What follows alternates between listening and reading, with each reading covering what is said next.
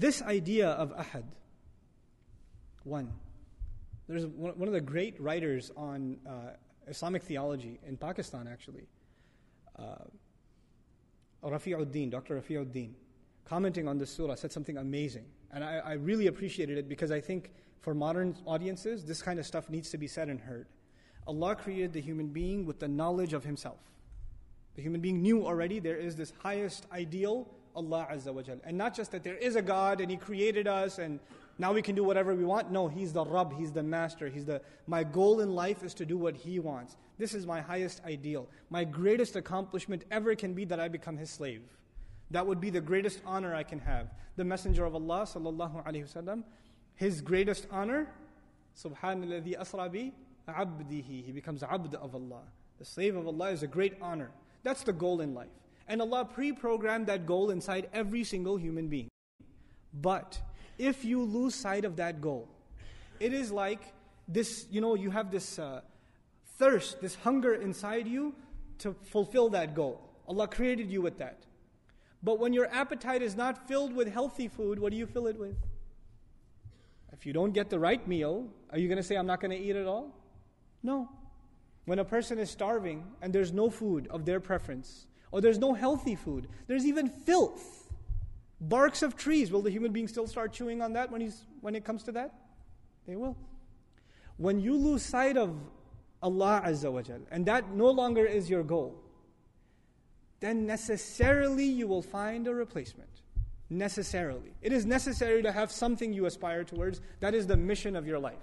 So the one who has found Allah, what happens to them? Inna salati wa nusuki wa mahyaya wa mamati lillahi rabbil alameen. It's very simple for them. The one who has really found Allah, their salah is for Allah, their sacrifices for Allah, their life and their death is now for Allah. The way they live, the way they eat, the way they sleep, what they want to do with their life, their long-term goals, their short-term goals, what are they going to do with their kids, why are they getting an education, where are they going to work, everything is now for Allah, that is their goal. But for the one who doesn't have that goal, they have to find another goal. And in old times there used to be idols, there used to be other religions, you find some other God. But in our times it's become far more pathetic. Far more pathetic. Now you have someone who's obsessed with their body and they're working out 18 hours a day. And their only goal in life is to just keep getting buffer and buffer.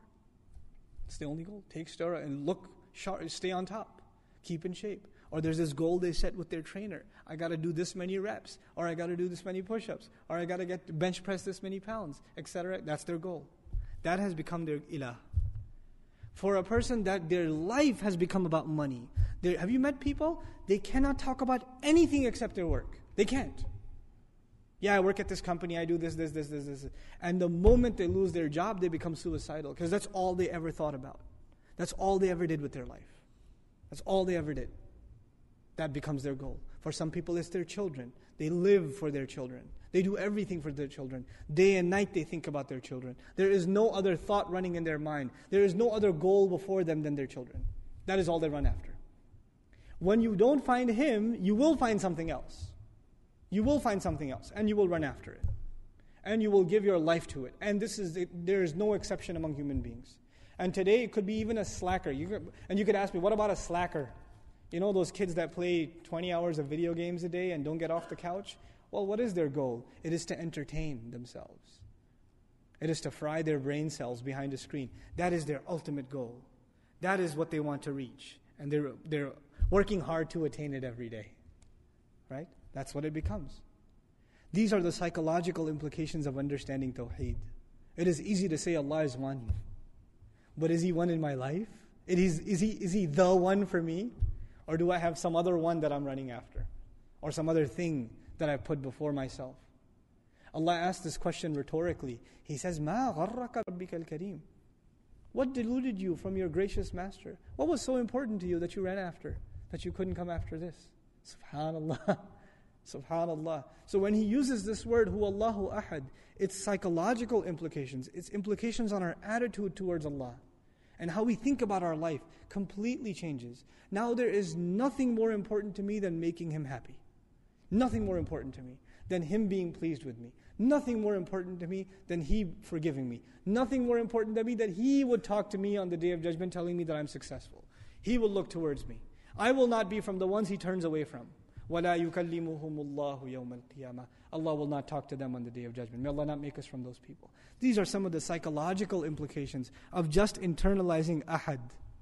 Ahad. Just that word. What Allah is saying, this is who Allah is. This is what He's supposed to do. And I want to conclude, because it's time for salah, with the following. This is I can't quote Iqbal because I'm terrible at Urdu, but I'll tell you the meaning of the verse. Okay? Though I like the verse myself. So it's poetry. But he says what used to be, he's talking about, it's a poem about Tawheed. It's a poem about Tawheed. And he says what used to be something that burned in the hearts of men, is now a subject of abstract philosophical debate. That's what he says. Now what is Tawheed to us today? Debates, discussions, abstract discussions in theology that have no end to them. No end to them. But what it used to be was something that burned inside the hearts. Am I fulfilling the rights of ahad yet? Am I doing justice to that ahad yet? May Allah make us of the people of Tawheed. May Allah give us in our hearts what burned, the likes of which burned in the heart of Ibrahim alayhi salam and the Messenger of Allah and the Sahaba radiallahu anhum ajma'in. We'll continue the dars on Surah Al-Ihlas.